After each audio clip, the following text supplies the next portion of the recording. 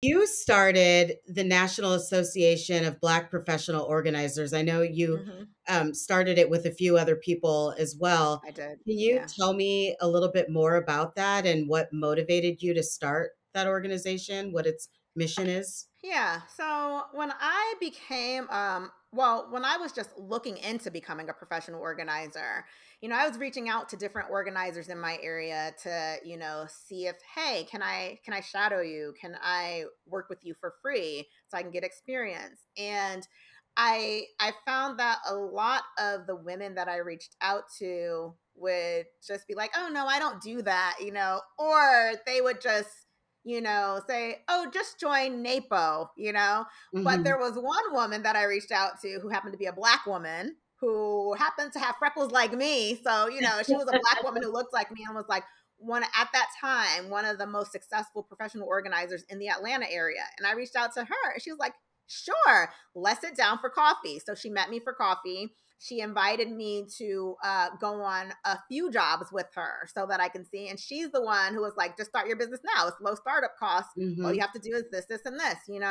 So when she did that, I realized that, Black women are really good at supporting other Black women and uplifting other Black women, right?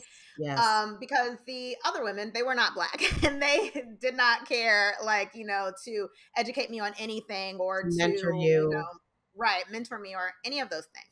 So throughout being in the industry, I felt, I found myself in situations where it was like I was the only Black person, the only person of color, period, or there was like one other.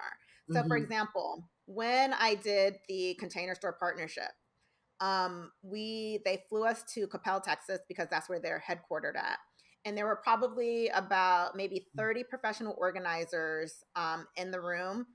The only people of color, period, was me and one other Black woman. Like there were no Hispanic people, no Asian people, just us two, and then a bunch of white people. And I'm like, oh my goodness, like really? And then the two Black people were from Atlanta. So Oh, it's like, come on, like finding myself in those like predominantly white spaces was tough, wanting to see other organizers and also joining Facebook groups. So in Facebook groups, you're also the minority in these Facebook groups with other professional organizers. Well, I noticed when I would ask questions in the Facebook groups, either my question would get ignored or it would be met with like a snarky response. So I was like, all right, this isn't cool. And then I started lurking in the groups and noticed that it was happening to other Black women as well. So then I started a Facebook group called Professional Organizing Sisters. And then I started reaching out to the Black women in those groups like, hey, I created a group for us. We can just come over here and, hmm. ask each other questions, this, and that. And a lot of them were like, okay, yeah, great. And then, more and more people just started coming into the group. So once we had, I don't know, we probably had like maybe only something like 50 to 100 people in the group at the time.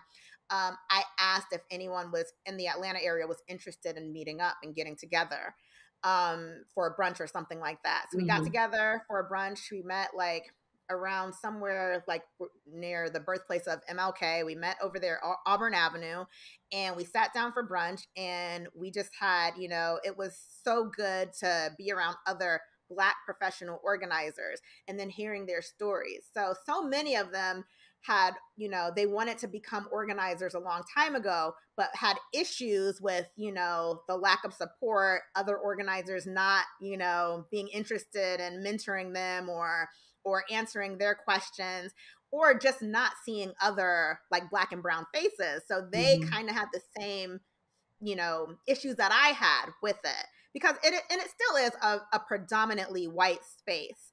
But we decided to get together. So after that meeting, we decided to get together again. We got together at my house and we talked about, collaboration.